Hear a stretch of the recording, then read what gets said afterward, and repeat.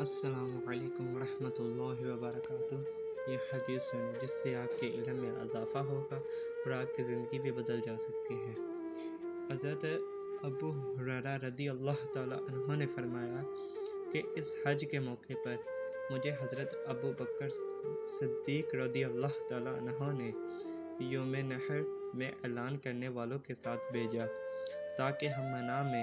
اس بات کا اعلان کر سکیں کہ اس سال کے بعد کوئی مشرک حج نہیں کر سکتا اور کوئی شخص ننگے ہو کر بیت اللہ کا طواف نہیں کر سکتا۔ حمید بن عبد الرحمن نے کہا، اس کے بعد رسول اللہ صلی اللہ علیہ وآلہ وسلم نے حضرت علی رضی اللہ تعالیٰ عنہ کو حضرت ابو بکر صدیق رضی اللہ تعالیٰ عنہ کے پیچھے بھیجا اور انہیں حکم دیا کہ وہ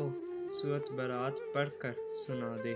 اور اس کے مضامین کا عام اعلان کر دے۔ ابو ہریرہ رضی اللہ تعالیٰ عنہ فرماتے ہیں کہ حضرت علی رضی اللہ تعالیٰ عنہ نے ہمارے ساتھ نحر کے دن منا میں 10ویں تاریخ کو یہ سنایا کہ آج کے بعد کوئی مشرک نہ حج کر سکے گا اور نہ بیت اللہ کا طواف کوئی شخص ننگے ہو کر سکے گا۔